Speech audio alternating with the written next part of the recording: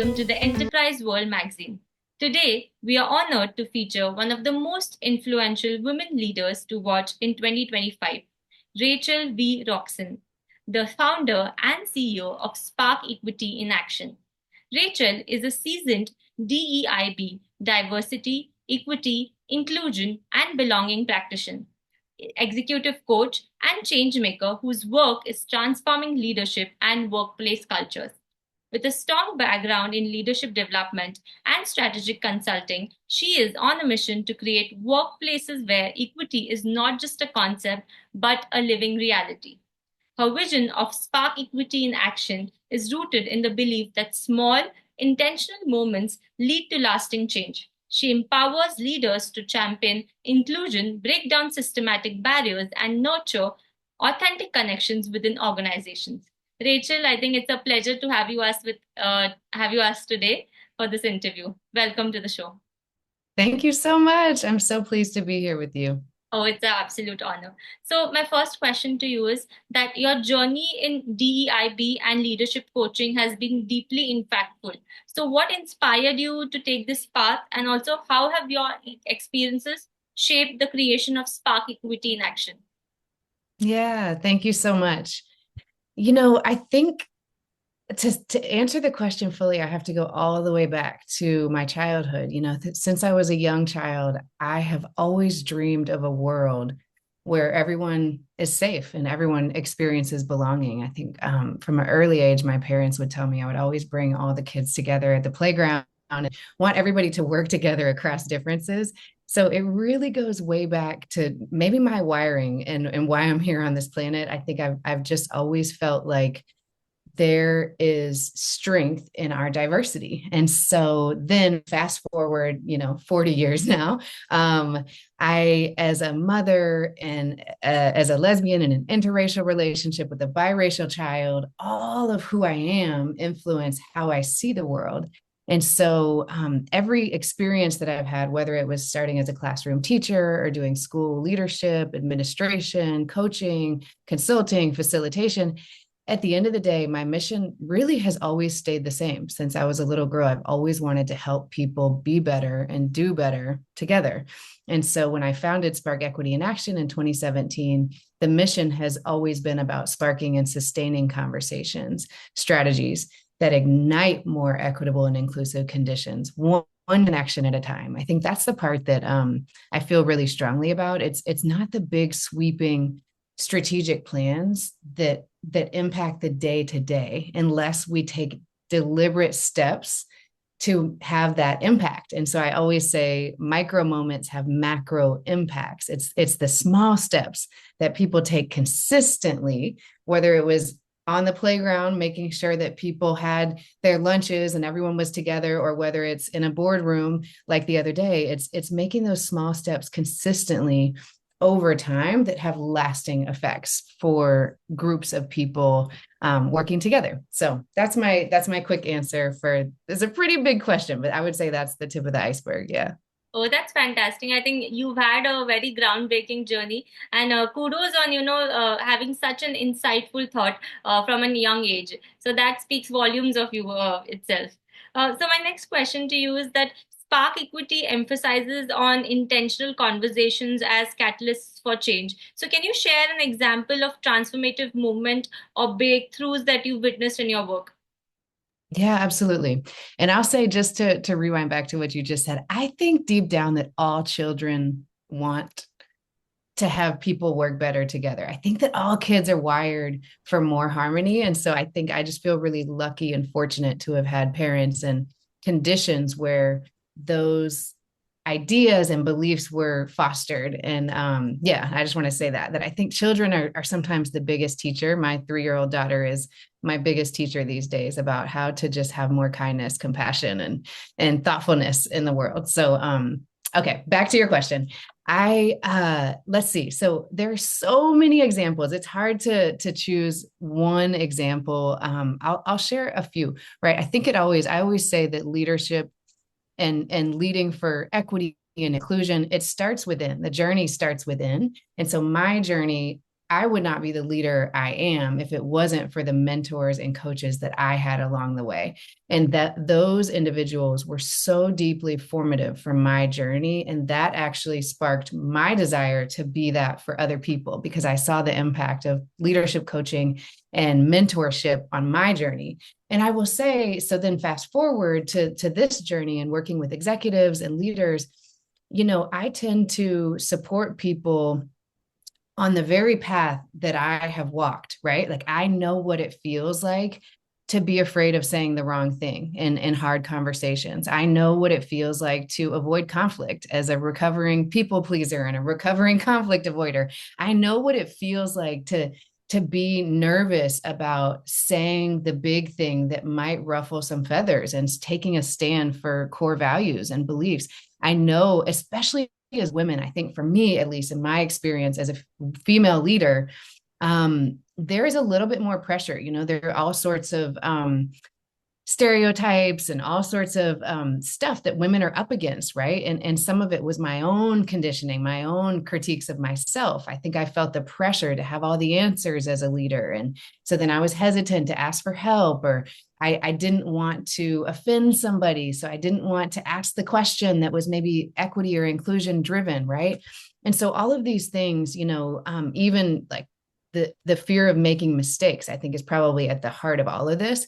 That's what a lot of the leaders that I work with struggle with, right? And I think I have been there, and I'm still there. Like I always say, I'm a work in progress. I think the work never ends, but I feel fortunate to have had over a decade of working on these skills and working on the practices that help me be more grounded and know that, hey, for the leader who comes to me saying like, I have strong core values, I have these plans, and I need to get better at navigating harder conversations, facilitating group dialogues that are complex, where I know that there's tension, especially right now in the state of the world. There's a lot of tension in the workplace. There's a lot of chaos that people are experiencing. There's a lot of division. And so I think we all are wanting to do the right thing and lean into what's right, but we don't really have a roadmap. And so that's where coaching can really be supportive, being that thought partner, that consistent space where a leader can say, here are my fears. Here's what I don't have the exact plan for this agenda. Here's what I'm thinking. Here are my talking points. Now let's think about it through an empathy lens. Let's think about how other people might experience this. Let's think about the different layers and dynamics that are at play in the system, right? And so that's like a small micro moment of a very common challenge that leaders might experience. And over time, these little breakthrough moments happen with leaders where we start to realize, okay, the more aware I am of my biases and my blind spots and my identity, the more confident I can stand in my truth and say my experience. And then I can feel more comfortable with practice, facilitating more courageous conversations. I can have more comfort, confidence. And then from there, if we want our teams to feel that psychological safety, if we want our teams to feel comfortable being maybe a little bit more courageous and a little bit more vulnerable at times, then we have to lead by example. And so over time, when leaders have thought partners and consistent spaces of learning and development, then the practices start to take hold and they become more permanent. And it's not the kind of common fears when you have a thought partner who's holding you accountable. It's helpful, right? And that was my experience as a leader and an emerging leader with a coach. And now on the other side, I get to be that for leaders who are working on these practices and techniques, whether it's conflict management techniques, whether it's our active listening framework, just all these different ways that we can be a little bit more thoughtful in those micro moments and in between spaces. They actually have lasting effects. And so then the team, fast forward a year after working with a leader, for example, you hear leaders say like, hey, I used to be so afraid of getting it wrong. Now I realize it's not about being perfect, but it's about showing up consistently. It's about leaning in and learning out loud and doing the work and leading by example. And now I have the data to show that my team resonates with that, right? The surveys are saying, hey, I feel a sense of belonging on this team. I feel more comfortable speaking my truth because my leader is the example, right? So those are just some little examples. There's so many, but those are the ones that come first. Is I have to go inward and remember my journey. A lot of times my late father used to say research is me search, right? We do the thing that we needed or that we're like one step ahead on the path. And so I would say I feel really honored to get to be on this journey with so many leaders who are committed to doing the really courageous work of holding up the mirror and facing some blind spots and thinking about how to show up a little bit more intentionally. That's well said, and that's a very insightful answer as well. You've covered actually majority of the points that I had for the next question, so I'm looking for what to ask you next. So you talked about how employees currently face a lot of cancel culture. There's a lot of chaos. So the impact of psychology safety is recurring theme in DEIB work. So how can leaders create a safe space where employees feel empowered to engage in difficult but necessary conversations? Yes, absolutely. I mean, this is really at the crux of everything that I do. I mean, whether it's facilitating workshops, strategy sessions, coaching sessions, this is really what we're trying to get at when we say we're trying to help teams do better together and be better together. It's really about fostering psychological safety so that people feel that felt sense of belonging. And it's very complex. I think the first thing is that the research backs this up, that psychological safety isn't just a nice to have. It's not I think sometimes the misconception is that it's like the soft stuff, the warm and fuzzy. And that's not the case. There are several studies out there. I think Google Project Aristotle identified psychological safety as the number one predictor of high performing teams. There's another study by Gallup that says teams with high psychological safety have let me look at the stats. Yeah, 27% increase in engagement and a 12% boost in productivity. So, right, without psychological safety, team members are less likely to speak up, offer ideas, engage in that productive conflict because we don't feel safe. Right? Safety is Maslow's hierarchy of need. If we don't have that base foundation, we don't have the ingredients for inclusion. And so I would say, our framework, we call it the AAA framework. This is really at the heart of what helps sustain that culture. And I am a sucker for metaphors. So the metaphor of the fire really comes to life here. So there are three ingredients that make a fire burn. There are three elements: heat, fuel, and oxygen. Without one of these ingredients, the fire will either, the spark won't happen. And with too much of any one of these ingredients, the fire will fizzle out and it won't last. And so I think sometimes with diversity, equity, inclusion, belonging, it doesn't matter what you call it, the workplace culture work, where you're trying to get a team to be better together, in the absence of one of these three ingredients, we miss the mark. And so we talk about the importance of having activated awareness. That's our first ingredient. Second is integrated accountability. And then third is intentional action.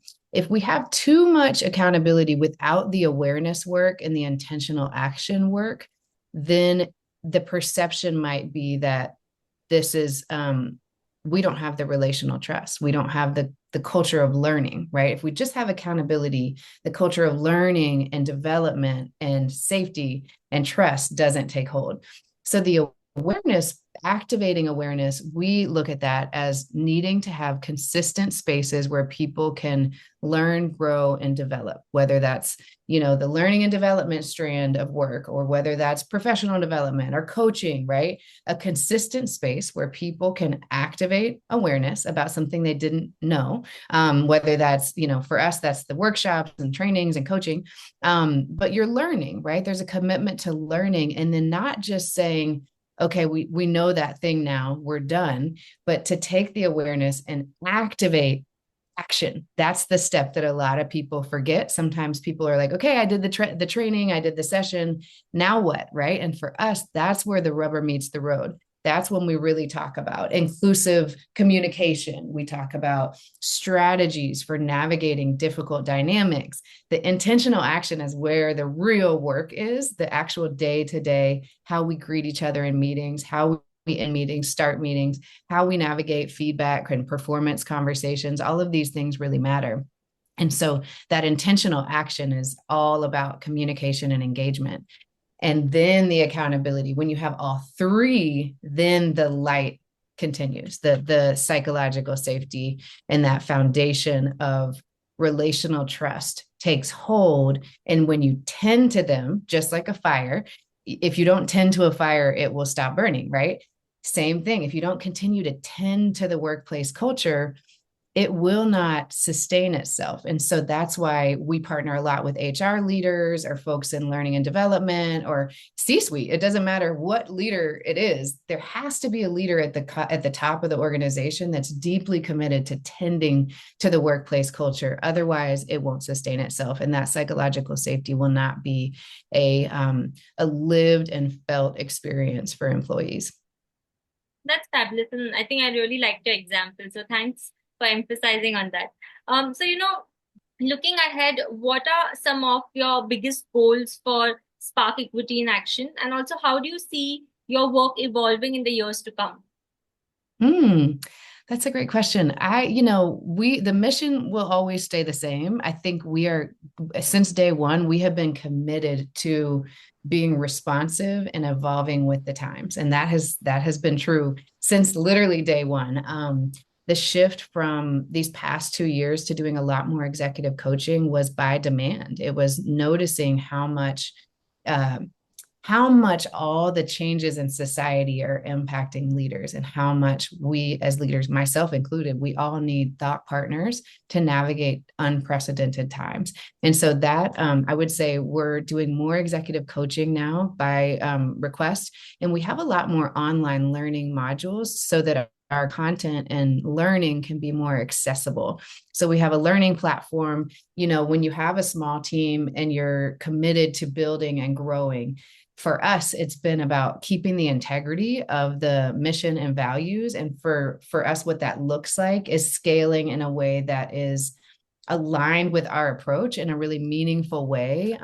And so the online experiences, group coaching, individual coaching, and online learning has really been useful for people to have more bite-sized content. If they can't commit to having the full 2-hour workshop or 2-hour keynote or event, then there's, hey, we can't do that retreat yet, but what we can commit to is doing these learning modules with our team in micro ways. We can do this 5-minute micro learning. We can have that conversation. And then when we couple that with coaching, that's the sweet spot of the activating awareness and intentional action. Because then there's thought partnership that I can offer, our team can offer. Hey, this module will be really great at the beginning of this kind of meeting. And here are some talking points to close it out and then keep the conversation going with your team, because we really want to equip people with the tools and skills to do this work. Our mission is to genuinely spark and ignite more light, more inclusion, more belonging. And in order to do that, it is time. What we see is there's an opportunity to build capacity and to create more resources that are accessible and useful and allow people to get started wherever they are, on the journey. There's such a big continuum of folks who are brand new, experiencing this for the very first time to folks who have been doing this for decades. And so we've really put a lot of thought into wanting to meet people where they're at so that we can really genuinely live our name and do Spark Equity in Action. That's amazing. And I truly believe that educational content is also a powerful tool to implement or implement that sort of strategies that you have. So yeah, great work done there. Finally, I'd like to ask you that for women aspiring to step into leadership and DEIB roles, what advice you'd like to give them? Oh, that's a really good one. I think two things, right? There is a need for more representation right now, more than ever. I think I've said that every single year, and every single year it is true. It is more important than ever that we have our voices represented at tables.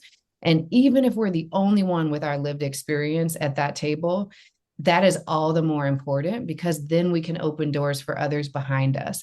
And it takes a tremendous amount of courage to be that one voice at the table who's reflective of your experience, your identity, et cetera. And so having a community of support is crucial. And so I think first, do it, take the step, take the small step to lean into that leadership opportunity. And then second, remember that we can't do this alone. We need support. And so whether that looks like a mentor, a coach, a critical, just a friend where like you say, hey, will you be my accountability friend and just talk to me once a month and hold that space for me? We need reminders that we're not alone because it can feel really, the barriers can be daunting when you're the only one or when you are reflective, when you're in the minority at a particular table or in a particular industry. And so support is crucial. And I think that actually goes nicely with the awareness, accountability, and action, right? To take that step, be aware, like I'm going to do the thing, I'm going to lean in and I'm going to take action. And I'm going to be intentional about holding myself accountable to getting support. I wish I had done that early on. I think we might have, I know I had the narrative that like I have to do it all by myself. I can't admit signs of weakness or vulnerability. I need to look strong, like I've got it all together. And the reality is, anybody starting out, none of us have it all together. We're all just fumbling our way through this journey. And so I think the more honest we can be about, hey, I need support, I need a thought partner, it's worth having that dedicated time. It is deeply, deeply important. And we need more voices out there championing for inclusion, belonging, and having a more equitable world, and whatever that looks like to all of us, all the voices are needed at the table. That's true wisdom right there, Rachel. So, Rachel, this brings us to the end of the interview. And, I'd like to talk to you more, but because we are on a time constraint, unfortunately, I'll have to, give you a vote of thanks. So, Rachel, thank you for sharing your insights and vision with us today. Your dedication to creating equity, inclusion workplaces is truly inspiring. Spark Equity in Action is a force for real sustainable change, and we look forward to seeing your continued impact in the years ahead. So, to all the audience who's watching this content, if you want to learn more about Rachel's work or connect with Spark Equity in Action, stay tuned to the Enterprise World magazine for more inspiring leadership articles and stories. And also, thank you for watching. So, Rachel, this brings us to the end, and I want to wish you all the best for your future. And I think there are two things, takeaways that I've taken from this interview. One is that small steps lead to big impact, and second is consistency is key. So, this is what I have learned from you today, and I want to Oh, thank you for that. And thank you for your time and effort for this interview. thank you so much. It's been a true pleasure connecting with you, and I'm really grateful for this community. Thank you so much. Likewise, likewise. Thank you and have a great day ahead. You too.